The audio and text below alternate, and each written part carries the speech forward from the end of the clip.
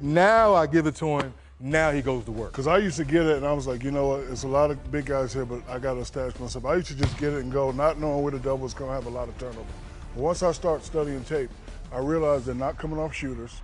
They're either going to come from the 4 or they're going to come from the guy right here. So what I would do early, if I'm not deep, you're not deep. Get it. You're not deep. Okay. There you go. So now I'm deep. So if it's coming from the 4 right there, a lot of times I had Jeff Turner, Horace Grant who can make the shot. I would go like I'm doing something, give them the bow, get them off balance, and throw it back to the guy right there. Did you say give him the bow?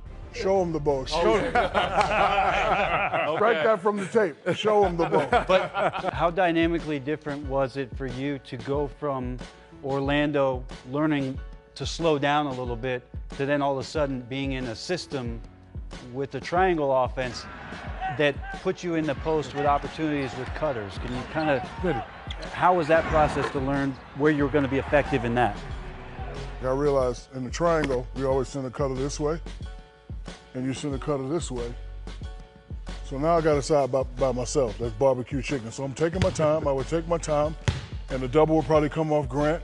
D-Scott would spot up. I'll throw it to the shooter there, or just go make my move, or just throw it to the shooter over there, or just do the dumbass running jump hook that I always used to do. But I had to get mine first. I used my teammates, and it was a good system because people were always moving.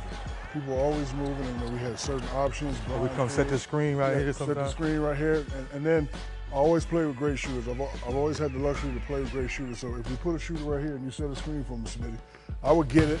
I would bait, but I would always see what the defense is doing. And D. Scott, Glenn Rice, Mitch Richmond, Kobe Bryant, guys would always be right there. Shaq, can I ask a question in the triangle? I thought was the hardest part. Me and Brent talked about that. When basketball came to the corner, and High you would side, feel, Reggie. but you, High side, yeah, like that. I learned that from Karl Malone, because he was the only little guy that used to get me in trouble. So see, like Karl used to run, try to bump me up. So Karl used to use my strength against me, Right. and always post up. Boom. So, when I was in get mine mode, B Shaw right there, and then we also had something called the Shawshank Redemption. So you get it right there because the guy leaning on me, right? You guys Spin for the lob. Spin for the lob. Yeah. Spin for the lob.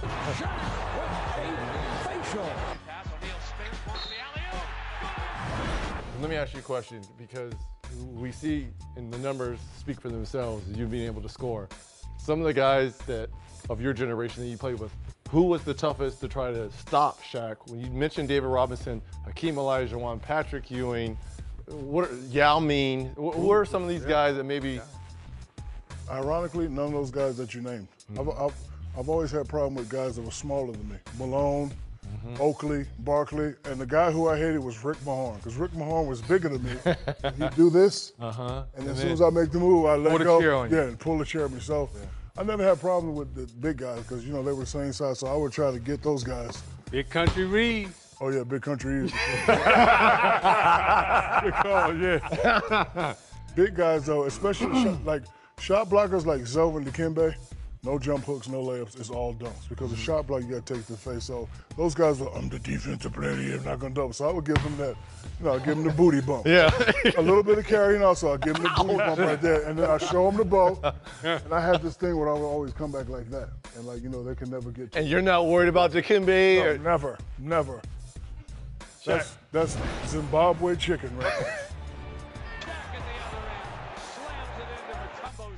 How was it to try to guard Big Rich Smith 7'2" with that soft touch? Guys that could step out and shoot always get me problems. Because one, I'm not playing defense, and two, I just can never. And then, you got guys like Reggie coming off the screen. So when he get bumped, these guys complaining, running for his feet, so if I don't just show, so I would show, and then they throw it back to Rick, and nobody rotates to him. Yeah, so I'm looking at the stat: Rick Smith 20, Shaq 8. Rick Smith's killed Shaq again. So it got to the point where y'all don't help me, I'm not helping y'all. When Shaq first came into the league, right? So I'm guarding Penny Hardaway out here, and Shaq is posted, and I'm supposed to come back and double, okay? And I forget who was guarding him. I think it was Buddha? No. Bear? No, one of the, I think maybe Sally or somebody. It was somebody small, right? But stand behind Shaq, Reggie. I swear to God, now I'm supposed to go back. Don't throw it in. Okay. I look back and I'm like, ain't nobody guarding Shaq.